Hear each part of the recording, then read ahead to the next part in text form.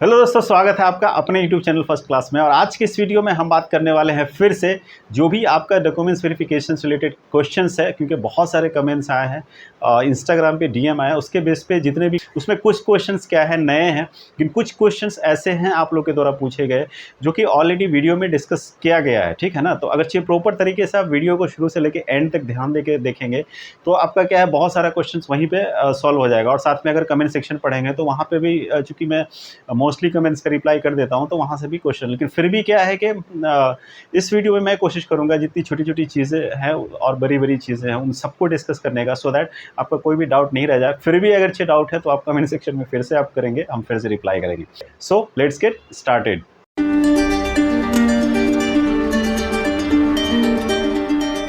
Okay, तो सबसे पहले यहाँ पे बात कर लेते हैं जो डॉक्यूमेंट्स वेरिफिकेशन के लिए जो मेल का जो सिस्टम है वो अब आना शुरू हो गया, जैसा कि आप लोग को सबको पता है। लेकिन हर एक कोर्सेज में अभी मोस्टली यूजी वाले कोर्सेज जितने भी है उसमें नहीं गया, जैसे बीए जनरल है, बीबी है। तो बहुत सारे लोगों का डाउट ये भी है कि सर अगर मेल नहीं आ रहा है अभी तो क्या हमारा एडमिशन नहीं होगा। सबसे पहले तो मैं ये श्योर आप लोग को कर दूँ कि जितने भी एप्लीकेशंस गए हैं, रजिस्ट्रेशन जिन लोगों ने भी किया है उनका क्या है कि अभी डॉक्यूमेंट्स वेरिफिकेशन के लिए मेल आना तय है। दूसरी बात यह है कि जिन्होंने पहले, या फिर वो डिपेंड करता है डिपार्टमेंट के ऊपर, वो किस कोर्स को पहले मेल करेंगे और किसको बाद में करेंगे, ये भी इस वजह से भी लेट हो सकता है।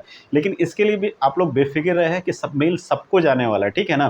क्योंकि जो वेरिफिकेशन का जो लास्ट डेट है वो क्या है, 31 सितंबर तक। और अभी क्या है, आज जैसे मैं वीडियो बना रहा हूँ तो सैटरडे या फिर संडे को तो ऑब्वियस सी बात है ऑफिस बंद ही रहता है, आज का दिन खत्म ही हो गया। तो अब क्या है, जो भी मेल आएगा मंडे ट्यूसडे के बाद ही होगा, है ना। तो इसके लिए बेफिक्र रहना है कि जिन लोगों ने भी एप्लीकेशन किया है, रजिस्ट्रेशन किया है, सबको मेल आने वाला है, ठीक है।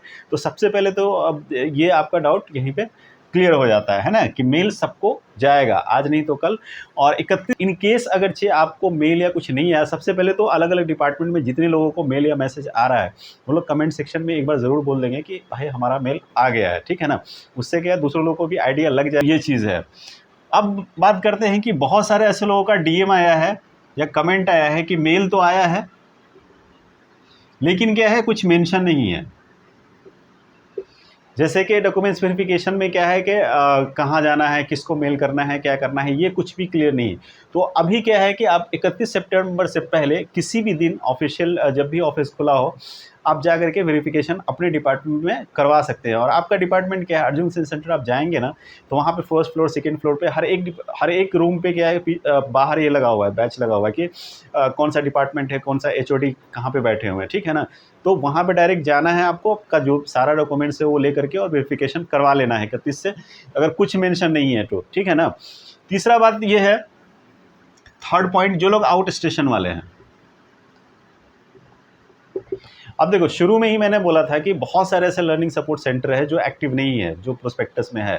तो लेकिन फिर भी क्या है ना कि इस बार जो कोर्सेज हैं वो क्या है, कुछ कुछ कोर्सेज अलग अलग लर्निंग सपोर्ट सेंटर में है, लेकिन कुछ कोर्सेज ऐसे हैं जो यहाँ सिर्फ अर्जुन सिंह सेंटर से ही होगा। तो जो बाहर के जो लोग हैं, जैसे बिहार के हैं या यूपी के हैं, वेस्ट बंगाल के हैं, इन लोगों का क्या है कि अगर आपने फॉर्म भरते टाइम लर्निंग सपोर्ट सेंटर में अगर आपको ऑप्शन आया होगा, ठीक है ना, आप ध्यान से सुनेंगे इस बात को, जो लोग बाहर के हैं, आउट ऑफ दिल्ली के हैं, जिन्होंने अपना सेंटर चूज़ किया था रजिस्ट्रेशन के टाइम, उनका क्या है कि लर्निंग सपोर्ट, उनको भी क्या है कि फिजिकल वेरिफिकेशन तो करवाना पड़ेगा, ये तो तय है। लेकिन साथ साथ में क्या करना है, जो अर्जुन सिंह सेंटर है, यहाँ भी आपको जितने भी आपके डॉक्यूमेंट्स है और साथ में जो वो फॉर्म है डॉक्यूमेंट्स वेरिफिकेशन का, जो प्रीवियस वीडियो में मैंने डिस्कस किया था, उसको क्या करना है, आपको प्रिंट आउट निकाल के फॉर्म वो सबको फिल करके, और आपको क्या करना है, डॉक्यूमेंट सारा स्कैन करके, और एक तो आपको अर्जुन सिंह सेंटर में जो एचओडी है, हेड ऑफ द डिपार्टमेंट आपका है, उनको मेल करना है। और दूसरा फिर आपको जो मेल आएगा उससे क्या करना है, आपका जो learning support centre, local learning support centre है, वहाँ पे जाके आपको मेल दोबारा जाने वाला है, ठीक है ना। और वहाँ पे क्या है कि आपको जो पार्टिकुलर डेट दिया जाएगा उस डेट पे आपको जाके लोकल वहाँ पे, क्योंकि देखो ये जो वेरिफिकेशन रीज़न यही है कि आपका डॉक्यूमेंट्स ओरिजिनल है, क्या है नहीं है, वो सब चेक करते हैं। फिजिकल वेरिफिकेशन इसलिए इम्पोर्टेंट हो जाता है ना। तो आपको क्या है कि वो जाना पड़ेगा आपको, चाहे वो आप दिल्ली से बाहर आपका सेंटर हो या फिर अर्जुन सिंह सेंटर हो, तो आपको करना पड़ेगा। ये आउट स्टेशन वालों के लिए। बाकी जिन लोगों ने रजिस्ट्रेशन किया था और उसमें ऑप्शन चूज़ नहीं किया था, कोई भी लोकल अपने अपने एरिया का, जैसे बिहार के लोगों ने फॉर्म अप्लाई किया, बिहार का कोई सेंटर उन्होंने चूज़ नहीं किया, ठीक है ना, तो वो ऑटोमेटिकली आपका अर्जुन सिंह सेंटर हो जाता है। तो अब आपके पास कोई ऑप्शन नहीं है। आई बात समझ में? अब आपको क्या है कि दिल्ली में ही आना पड़ेगा अर्जुन सिंह सेंटर में, इसका कोई उपाय नहीं है। आपको किसी फैमिली मेम्बर को भेज दो या आपको खुद आना पड़ेगा। तो ये बात रही कि आपको डॉक्यूमेंट्स वेरिफिकेशन करना है, चाहे आप अर्जुन सिंह सेंटर आपका सेंटर हो या फिर आप कहीं से भी हो, आपको अगरचे जामिया में डिस्टेंस मोड में एडमिशन लेना है तो आके डॉक्यूमेंट्स वेरिफिकेशन कराना ही पड़ेगा। तो ये सारी बातें किससे थी? डॉक्यूमेंट्स वेरिफिकेशन और आपके जो आउट स्टेशन सेंटर वाले हैं और इधर वाले हैं। अब आते हैं जो बात है हमारा कुछ डॉक्यूमेंट्स से रिलेटेड। अब डॉक्यूमेंट्स से रिलेटेड लिस्ट ऑफ डॉक्यूमेंट्स जो है मैंने पूरा डिस्कस किया था प्रीवियस वीडियो में कि पूरा एक लिस्ट है आपका 10th का 12th का मार्कशीट और ओरिजिनल सर्टिफिकेट चाहिए। यहाँ पे मामला कहाँ पे फंस रहा है? एक तो प्रोविजनल और प्रोविजनल डिग्री पे है ना। देखो, जिसके पास ओरिजिनल डिग्री है उसको ये प्रोविजनल का कोई काम नहीं है। प्रोविजनल निकाला जाता है कब? जब आपके पास ओरिजिनल डिग्री नहीं होता है, ठीक है ना। अगर आपके पास ओरिजिनल डिग्री ऑलरेडी है तो प्रोविजनल का कोई काम वहाँ पे नहीं है। अगर ओरिजिनल डिग्री, जैसे मेरे केस में क्या था, मेरे पास 15 में मैंने ग्रेजुएशन किया और मेरे उस टाइम पे मेरे पास, चूँकि वो 2-3 साल बाद आता है, तो प्रोविजनल निकाल के मैंने दिया था। तो ये आपका प्रोविजनल ओरिजिनल का है कि जिसके पास अगर ओरिजिनल नहीं है उसी को प्रोविजनल की ज़रूरत पड़ती है। प्रोविजनल अगर ओरिजिनल है तो प्रोविजनल का कोई काम नहीं है। दूसरा है आपका माइग्रेशन सर्टिफिकेट और ट्रांसफ़र सर्टिफिकेट। देखो, दोनों एक दूसरे का ऑल्टरनेट है। अगर आपके पास ट्रांसफ़र किसी स्टेट में, स्कूल में क्या है, माइग्रेशन अगर नहीं भी किसी रीज़न से मिलता है, लेकिन माइग्रेशन आपको क्या है, बोर्ड ऑफिस से निकलवाना पड़ेगा। सबसे पहले प्रायोरिटी तो आपका माइग्रेशन सर्टिफिकेट ही होना चाहिए, क्योंकि जामिया वाले माइग्रेशन लेते हैं। उसके पीछे मैं अभी आपको रीज़न बता रहा हूँ, क्या रीज़न है माइग्रेशन का। क्योंकि माइग्रेशन ऐसा है कि यूजीसी ने अप्रूवल दे दिया है किसका? 2 डिग्री कोर्स का एट ए टाइम। अच्छा, यहाँ पे बहुत सारे ऐसे लोग कमेंट ये भी कर रहे हैं कि सर मैं कहीं और ऑलरेडी इनरोल्ड हूँ और मुझे जामिया में क्या है, डिस्टेंस में भी किसी कोर्स में एडमिशन लेना है। तो यहीं पे बात, इसीलिए ये लोग माइग्रेशन पे इतना ज़्यादा फोकस करते हैं कि माइग्रेशन चाहिए। लेकिन देखो, यूजीसी ने तो अप्रूवल कर दिया है 2 डिग्री का, एक रेगुलर और एक डिस्टेंस से। एक डिस्टेंस से आप कर सकते हो, लेकिन यूजीसी का एक और उसी में ये है कि स्टेटमेंट है कि ये यूनिवर्सिटी के ऊपर डिपेंड करता है कि वो क्या है कि इस चीज़ को अलाउ करते हैं कि नहीं करते हैं। और सबसे पहले इग्नू ने ही, जो सबसे बड़ा संस्था है डिस्टेंस का, उसने ही इस चीज़ को कर दिया कि नहीं, हम क्या है कि जो लोग कहीं ऑलरेडी इनरोल्ड है उसको हम अपने यहाँ एडमिशन नहीं दे रहे हैं। आई बात समझ में? इसलिए इन लोगों ने माइग्रेशन को एक ऐसा किया, माइग्रेशन अगर हम ले लेंगे तो ये कहीं और एडमिशन ले ही नहीं सकता है, ठीक है ना। इसलिए माइग्रेशन पे ये लोग इतना फोकस करते हैं। अब समझ में आया माइग्रेशन इतना इंपॉर्टेंट क्यों है। उसी तरीके से अब ज़्यादातर जितनी भी यूनिवर्सिटी अब डिस्टेंस है वो क्या है, इग्नू को ही फॉलो करती है। तो जामिया में कुछ ऐसा रूल है, और भी जितने अदर है वहाँ पे भी जो अच्छी यूनिवर्सिटी है, तो ये जो अप्रूवल के बाद भी अभी भी क्या है, 2 डिग्री कोर्स आप एक साथ नहीं कर सकते हो। तो जो लोग ऑलरेडी कहीं पे इनरोल है वो लोग अब क्या है, दूसरा डिग्री अब जामिया में नहीं कर सकते हैं। तो ये चीज़ का ध्यान रखें आप। तो इसीलिए माइग्रेशन पे इतना ज़्यादा फोकस है, और माइग्रेशन किसी भी एनी हाउ चाहिए ही।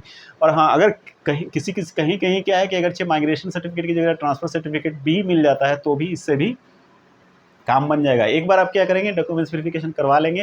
अगर वो बहुत ज़्यादा रिजिड हो जाते हैं कि नहीं हमको माइग्रेशन भी चाहिए, तो उनको आप बोल दीजिए कि ठीक है सर, हम बोर्ड ऑफिस से बाद में निकाल के दे देंगे। तो ये जो मैक्सिमम डाउट है आपका माइग्रेशन सर्टिफिकेट और ट्रांसफ़र सर्टिफिकेट का, ये क्लियर हो गया।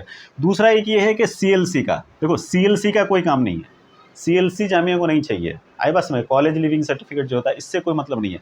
हाँ, कैरेक्टर सर्टिफिकेट चाहिए आपका। और कैरेक्टर सर्टिफिकेट अगर आपके पास नहीं है तो आप क्या करेंगे, एफिडेविट बनवा लेंगे, है ना। आई बात समझ, 6 मंथ ओल्ड है तो भी एफिडेविट बनेगा। और इनकेस अगर स्कूल से नहीं भी मिलता है तो भी आपको एक एफिडेविट बनवा लेंगे किसी भी नोटरी पब्लिक में, तो आपका क्या है कि वो कैरेक्टर सर्टिफिकेट का काम कर जाएगा। तो ये सारी चीज़ें थी डॉक्यूमेंट से रिलेटेड। इसके अलावा जो डाउट है, रजिस्ट्रेशन करते टाइम